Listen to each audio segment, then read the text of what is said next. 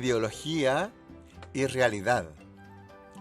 Dada su tendencia a centrarse en la ideología y no en los hechos, el ideario socialista no ha logrado superar sus grandes deficiencias fundacionales. Esto porque el socialismo se basa en ideas esencialmente contradictorias, como hablar en abstracto de libertad, pero restringir la libertad real de las personas en todos los ámbitos posibles y someterla a los intereses del Estado, controlado a su vez por un partido único. Por ejemplo, afirma que el mercado de bienes y servicios debe estar controlado en su integridad por el Estado, usando el eufemismo de que el mercado es social, como si fuera de todos, lo que no es verdad en modo alguno. Si alguien controla de verdad el mercado en Cuba, es el partido único, más las Fuerzas Armadas, cara y sello de una misma moneda, como es el caso de GAESA, el consorcio comercial estratégico militar que controla gran parte de la economía cubana. Considérese que los altos miembros de las Fuerzas Armadas son siempre miembros del partido. En teoría, este mercado estatal existe para que todas las personas reciban los bienes o servicios en forma justa y de paso para que los controladores privados del mercado no se hagan ricos. Porque la energía mental socialista es de pobreza, no de riqueza. Por eso, los países socialistas son pobres. Desde luego, lo que sucede es que los funcionarios estatales de alto rango tienen que aprobar los proyectos como comisionistas o intermediarios, recibiendo solapados sobornos y coimas, por lo que terminan ricos. Porque el mercado socialista es un mercado negado ideológicamente a los ricos privados, pero abierto en la práctica a los ricos del partido, que se apoderan del Estado. Como ven, siempre hay ricos. Además se crea una burocracia feroz y paralizante, que logra lo contrario de lo que se propone. Tarjetas de racionamiento para distribuir la escasez, control de precios y mercado negro. Otro elemento que se obvia es que el Estado se transforma en un empresario mucho más ineficiente que el empresario privado, por lo que el socialismo real ha sido siempre un deficiente capitalismo de Estado, lo cual siempre se niega. Por otro lado, y desde el punto de vista de los ciudadanos, al no existir incentivos por trabajar mejor, por ser más eficiente, como puede ser más días de vacaciones, prioridad en tipo de vivienda o simplemente más dinero, lo que en el capitalismo se llama bonos o gratificaciones, las personas simplemente no se esfuerzan. Desde miles de años, los seres humanos han asimilado que un trabajo que implica más calidad, más tiempo, más preparación, más riesgo o más esfuerzo debe ser pagado mejor. Pero el socialismo no desea aceptarlo, una vez más solo por razones ideológicas. Tampoco desea reconocer el costo de administración en la comercialización de un producto. Ningún comerciante va a estar dispuesto a vender a 12 un producto comprado a 10 porque el Estado le fijó ese precio. Simplemente no lo va a comercializar, o bien lo va a vender a 30 en el mercado negro, distorsionando la realidad económico-social. Pero parece que es mejor hacer la vista gorda al mercado negro con tal que la ideología se cumpla. Esto porque junto con el tabú del dinero está el tabú de la ganancia. No se pueden transgredir los sagrados dogmas socialistas. Y cuando el mercado lo maneja el Estado, no tendría sentido considerar la plusvalía y el producto se vende prácticamente al mismo precio, quizás con un pequeño recargo por transporte o bodegaje. Pero con funcionarios sin incentivos, con un modelo laboral desganado, donde da lo mismo si el producto se despacha mañana o la próxima semana podemos comprender el desabastecimiento y los estantes vacíos. 2. Partido único. El tema de la libertad, como se ve, fue restringido en muchas áreas, pero una de las fundamentales es la prohibición de organizaciones o partidos que no sean socialistas. Aun cuando cualquier partido socialista o comunista puede existir legalmente en las democracias burguesas, sin que nadie persiga a sus miembros, resulta que en el socialismo no puede existir un partido que promueva el capitalismo. ¿Qué dirían los líderes socialistas si en cada país capitalista se prohibiera legalmente todo partido que propugne el socialismo con el argumento de que no existe reciprocidad? La libertad para elegir a los gobernantes o la opción de cambiar el modelo político simplemente no existe. Todo está regido por el partido único. De tal manera, las elecciones no son en ningún sentido parecidas a las nuestras, porque simplemente se limitan a ratificar a los candidatos puestos por el partido y no a otros. O bien, se limitan a cuestiones tácticas, sin ningún efecto en la conducción de la economía o la educación, y por cierto, sin tocar un milímetro las bases ideológicas del modelo. Al final da lo mismo si hay elecciones o no. En síntesis, el control estratégico lo tiene siempre el partido. En él radica la soberanía de la nación, no en el pueblo, o sea, en sus líderes de más alto rango. No existe nada parecido al propagandeado poder popular. El pueblo no tiene ningún poder. Esa es la gran verdad. En Cuba, una elección como la de Salvador Allende en Chile, pero al revés, con un candidato capitalista, sería simplemente imposible. Arriesgarse a disentir es exponerse, no solo a ser perseguido o encarcelado, sino a ser asesinado. Con lo que además de la dictadura política, se consolida la dictadura del pensamiento único. Y con el control férreo de los medios de comunicación, la única verdad que se impondrá será la del partido, que además tiene el control del Estado, de las Fuerzas Armadas, del Congreso, de la economía, de la salud, de la educación, de la justicia, de la policía, de todo. El supuesto fin de las contradicciones en el socialismo teórico, expresado en el materialismo dialéctico, lleva al conservadurismo revolucionario, lo que significa en buenas cuentas que los líderes tienden a mantenerse en el poder. Los que se levantaron en armas contra el dictador perpetuo terminan también como dictadores perpetuos. Se las arreglan para formar una dinastía familiar con la que no se diferencian en nada de las dinastías principescas en las que el poder venía de Dios. En el socialismo, el poder viene del partido. 3. Los derechos humanos. Demasiada gente que se dice de izquierda no ve o no desea ver los atropellos a los derechos humanos, crímenes incluidos en los regímenes socialistas.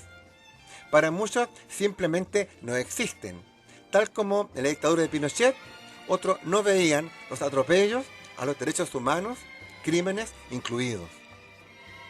Para algunos, que desaparezca gente o se persiga gente en Cuba, Corea del Norte, Nicaragua o Venezuela, está bien. Total, son contrarrevolucionarios o fascistas. Eso es lo que permite que avancen los gobiernos de derecha, no necesariamente fascistas. Usar la palabra fascista en todo permitirá finalmente que a nadie le importe que le llamen fascista, o quizás lo consideren un orgullo con todos los robos, mentiras, fraudes y crímenes del socialismo, los cuales son sistemáticamente negados. O si no, de inmediato se saca algo malo del capitalismo para tapar. Seguro que más de alguien me va a contestar con una larga lista de errores, desfalcos y crímenes del capitalismo. En eso son expertos, pero nunca ven o reconocen los propios.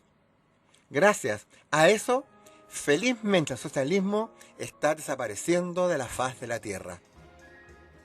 las libertades y derechos que se piden y exigen a gritos y marchas por las calles cuando se vive en un país capitalista, no se piden cuando se está en el socialismo.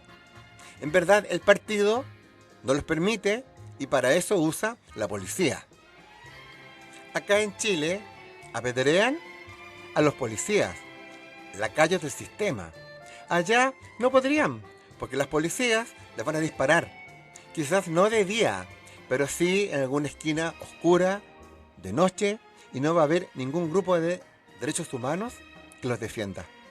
Por cierto, en Cuba los policías serían revolucionarios, no lacayos del sistema. Conozco Cuba. No creo en las fantasías libertarias, progresistas o igualitarias, sacadas de libros o charlas de café. Es una dictadura. 4. La riqueza de los líderes socialistas. Por supuesto, existe una clase privilegiada, dominante, que controla todo. Son los miembros de la élite del partido y de las Fuerzas Armadas. Viven en los mejores barrios, manejan altas sumas de dinero, poseen automóviles de alta gama, tienen casas de veraneo y sus hijos estudian en Europa. La revista Forbes más de una vez aseguró que la fortuna de Fidel Castro superaba los 900 millones de dólares. Este reaccionó indignado, desafió a que se le indicara dónde estaban las cuentas bancarias con esa suma, sabiendo que no se trataba de eso. No era tan tonto como para que le encontraran cuentas. Su fortuna está basada en sus operaciones en empresas cubanas, como una suerte de accionista o comisionista de Estado, o sea, como un gran magnate del capitalismo de Estado. El dinero llegaba a sus bolsillos por los intricados recovecos contables de la dictadura, nunca transparentados ni auditados por nadie. Pero el hombre de que era rico lo era. De hecho, vivía muy bien con toda su familia. Y además de su fortuna personal, y como todo buen socialista, usaba los recursos del Estado para su beneficio. Ningún alto dignatario socialista vive en forma sobria, ni mucho menos en la pobreza. Pero algunos aún creen en la supuesta igualdad y que en el socialismo no hay ricos. Y en casa por medio del pueblo, una mujer debe prostituirse para mantener a su familia. Y Castro sacó a Batista por haber convertido a Cuba en un prostíbulo. 5. Pseudo superioridad moral. Las personas de izquierda, socialistas, comunistas, como se llamen, se sitúan generalmente en una posición de pseudo superioridad moral, dado que ellos están con los pobres, con los que sufren, en contra de las injusticias. En el socialismo, supuestamente todo sería mejor, habría armonía, libertad, trabajo para todos, salud gratis, etc. Pero la realidad en dichos países es muy distinta, es más, es dramática. Como no había internet en la época en que se desmoronó la Unión Soviética o Alemania Oriental, estas personas no tomaron conciencia de los hechos reales. Aún hoy no se informan debidamente y prefieren asilarse en su fantasía ideológica antes que aceptar la realidad histórica. Nunca hay que minimizar el poder de la ilusión. Y eso es que el socialismo supuestamente es científico. 6. Ignorancia de la historia. Estos sistemas políticos cayeron por su propia fuerza, por su rigidez, por la falta de libertad, por todo el caos social que significaron. También por la inmensa burocracia, la falta de oportunidades, el bajo nivel de vida de la población, por la limitación de las libertades personales, por el totalitarismo de un partido único, etc. Desde luego también por sus inmensos atropellos a los derechos humanos. Todo esto es algo que cualquier persona medianamente educada conoce, menos los socialistas, idealistas e ideológicos. Estados Unidos no invadió a la Unión Soviética y tampoco Alemania Federal invadió a Alemania Democrática, y eran los habitantes de Alemania Democrática los que huían hacia Alemania Federal y no al revés. Y ninguno, de los países exsocialistas han vuelto al socialismo, ni piensan hacerlo. Todos son capitalistas. Ningún polaco, lituano, estonio, letonio, ucraniano, ruso, eslovaco, húngaro, moldavo, azerbaiyano, armenio, georgiano, tayico, uzbeco, búlgaro, croata, bosnio, macedonio, checo, esloveno, checheno, montenegrino, bosnio, macedonio, serbio, bielorruso o rumano desea que vuelva el socialismo.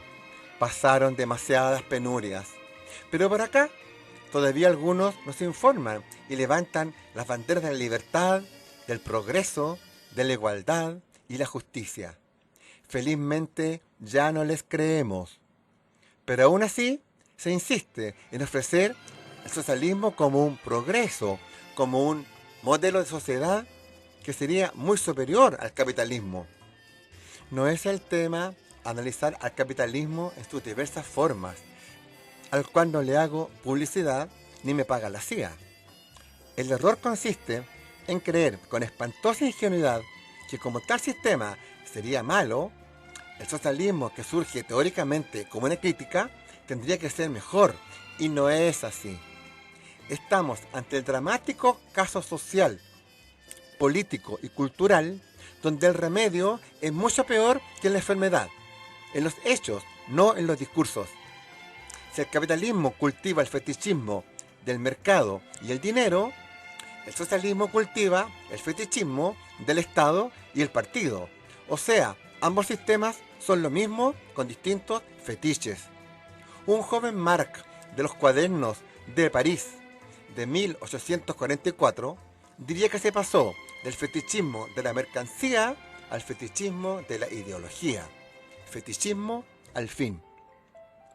Si la idea es estar con los pobres, mejor sería perfeccionar e incluso transformar el capitalismo, dado que es hasta ahora el único sistema que genera riqueza. ¿Qué mejor muestra de este acerto que ver la pobreza de Cuba y Venezuela, países potencialmente ricos? Pero, ¿cómo hacemos para que los líderes socialistas aprendan economía? 7. Obsesión por el control. De ningún modo soy una persona de derecha, a no confundirse. Necesitamos superar estas dicotomías, pero en forma comparativa para mí es evidente que el capitalismo ha demostrado tener una capacidad transformadora que el socialismo no ha demostrado. Ahí tenemos la estrepitosa caída de la Unión Soviética o de la República Democrática Alemana, que los socialistas se encargan muy bien de no mencionar. ¿Qué mejor prueba de fracaso en toda la línea? Y acá en Chile, ningún acérrimo defensor del socialismo desea ir a vivir a Cuba o Venezuela, por más que lo motivemos con la igualdad y la salud gratis. En la actual Federación Rusa y en otras ex-repúblicas soviéticas, todas ellas transformadas hoy en capitalistas, el Partido Comunista ha quedado reducido a su mínima expresión y es una fuerza conservadora. China tuvo que reinventarse en el ámbito económico porque en ello se le iba su supervivencia. Desde luego ha sido exitosa hasta aquí en su modelo híbrido en cuanto a mantener el control político con dirección del Partido Comunista, pero no aplica en casi nada la receta socialista en economía. En China existen más personas millonarias per cápita que en Estados Unidos.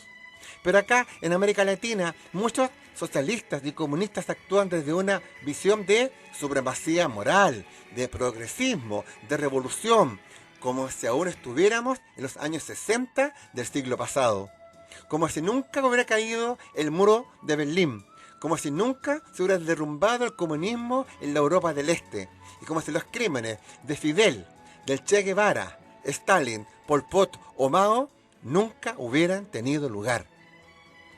Capitalismo no significa necesariamente riqueza, pues existen países capitalistas pobres. Y hay pobreza en todos los países capitalistas. Pero junto con el modelo económico existe el modelo político democrático, aunque a veces es más bien formal, pero funciona y es perfectible. Existe pluralidad de ideas. A nadie se le castiga por pensar distinto. Las personas pueden generar emprendimientos, pensar por sí mismas, encauzar su creatividad e iniciativa en todos los ámbitos. El socialismo tiene la obsesión de controlar a las personas, a no confiar en ellas, valora más la ideología que la práctica. Las personas se acostumbran a recibir instrucciones e inhiben su creatividad por miedo. El socialismo, una vez en el poder, demuestra que es una fuerza conservadora. El progresismo es solo una bandera de agitación popular y de captación de incautos, un talismán verbal para alcanzar el poder. Después, nada. Esta es una mirada desde el anarquismo racional, o sea, desde la responsabilidad personal, no desde las instituciones. El anarquismo racional está absolutamente alejado de las ideas socialistas, porque éstas prohíben o niegan la libertad personal.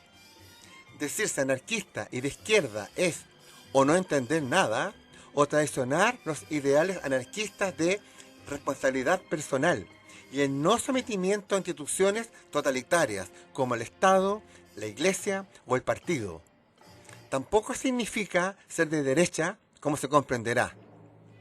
Más, si el liberalismo filosófico propugna la responsabilidad personal, entonces tiene más elementos afines con el anarquismo racional.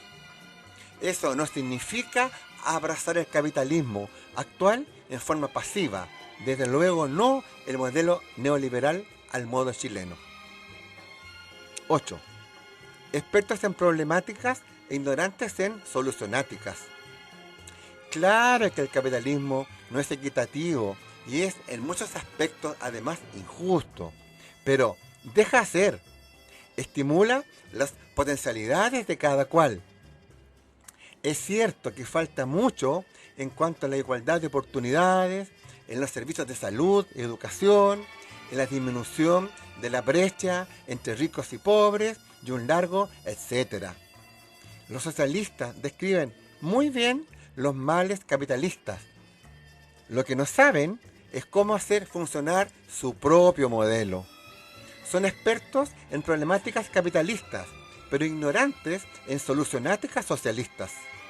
Inmersos en sus ideales y utopías, llenos de arrogancia por su supuesta superioridad moral, e inmersos en un lenguaje grandilocuente, no saben realmente lo que piensan y desean las personas de carne y hueso, por lo que se descolocan cuando ven nuevas ideas y prácticas capitalistas y el apoyo que reciben los que consideran sus clientes electorales. 9. Desencanto de la juventud. En Cuba conversé con muchas personas en varias ciudades, no acompañado por algún miembro del partido, obvio, los que muestran solo lo lindo, como hacen con los 12 visitantes oficiales de Chile que solo ven maravillas. Y en varias ciudades como Pinar del Río, Cienfuegos, Guanabo, Trinidad, Santa Clara y en la misma La Habana, conversé con muchos jóvenes que me contaron con amargura su molestia con el sistema y hasta su rechazo frontal. Para muchos de ellos, la palabra revolución significa manipulación. Da lo mismo, me decían, si trabajamos mucho o poco, bien o mal, se nos paga la misma miseria. El sueldo promedio en Cuba al 2018 es de $30. Como podemos observar, de la explotación capitalista se pasó a la explotación estatista. 10. La farsa de la salud gratis. En las casas donde alojé, las personas me decían que la salud no es gratis, que solo es propaganda. Cierto es que no pagan en dinero en forma oficial, pero deben ir solo al hospital asignado y con el médico asignado sin posibilidad de elegir otra alternativa. Y lo más importante, deben llevar regalitos, o sea, coimas, que no son baratas, a todas las personas involucradas, desde la recepcionista hasta el médico. Acá, los socialistas levantan la bandera de la salud gratis, pero no especifican en qué realmente consiste. nos señalan que igual hay que obtener cupos y horas dentro de un sistema lento y burocrático y aceptar mansamente lo que se les ofrece. Quizás cuántos padres por acá encuentran muy buena la idea de la salud gratis, pero no sé qué pensarían si su hijo estuviera muy enfermo y el sistema no le responde ni en la forma ni en el tiempo y no existe ninguna alternativa privada, ninguna. Si el sistema falla, el hijo muere. Esa es la salud gratis. Por cierto, que si usted pregunta, le dirán que es gratis y que las coimas no existen. Lo esencial para el caso es que con la miseria que paga el Estado, el pueblo también financia el sistema de salud, ya que es el mismo empleador. La salud, como la educación, el transporte público, etc., en cualquier país es financiada de algún modo. Lo gratis no existe, solo es propaganda. Gratis quiere decir solamente que al momento de acceder al beneficio, la persona no paga. En la mayoría de los países capitalistas existe algún tipo de copago al acceder al beneficio de salud pública, aunque en casos tipificados el servicio no es cancelado por el usuario, por ejemplo, por edad, nivel económico o tipo de prestación. También es cierto que ningún sistema público cubre todos los beneficios. Y además, por cierto, está la alternativa privada, que aunque obvio debe ser pagada, le puede salvar la vida a muchas personas que de lo contrario morirían antes de recibir la atención en el sistema público. Al ser el Estado cubano el mismo empleador y al pagarle una miseria de $30 promedio a cada cubano, es el pueblo cubano, por la diferencia de ingresos, el que financia la salud pública de su bolsillo, por si queda alguna duda. Con tanta ideología y propaganda se impide que se comprenda así. Por tanto, la salud cubana debe ser una de las más caras del mundo para sus ciudadanos. 11. Hambre, miseria y prostitución. Solo en algunos lugares más turísticos, como Varadero, Trinidad o Viñales, uno observa un estándar de vida un poco mejor. Pero en todo Cuba se ve claramente pobreza, hambre, drogadicción, desgano, hacinamiento, mercado negro, racionamiento, altísimos niveles de alcoholismo y prostitución. En muchos restaurantes usted puede ver en un lado del mesón a unas estupendas muchachas que se maquillan constantemente frente a un espejo. En otro lado se puede observar a hombres cuarentones y cincuentones hablando con una mujer mayor. Al poco rato, con sutiles mensajes, un hombre sale seguido de una muchacha de no más de 20 años y se dirigen a una casa cercana. Todo esto lo vi con mis propios ojos acompañado de mi esposa. Eso se replica en toda Cuba, principalmente en los lugares turísticos. Y esta es la prostitución más o menos formal, por no decir legal. Ser cadetera es toda una profesión. ¿Qué decir de las otras formas de prostitución, ya sea en hoteles, playas, debajo de los puentes, etcétera, tanto heterosexual como homosexual? No olvide el alcohol y las drogas. 12. Cuba no es una dictadura.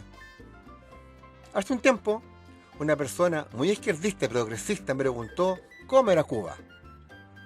Le expliqué sucintamente lo bueno y lo malo, pero destacando que para mí es una dictadura. ¿Y por qué? Me miró y me dijo, sin haber estado nunca allá, eso no es verdad, pues ellos tienen ballet y orquesta sinfónica.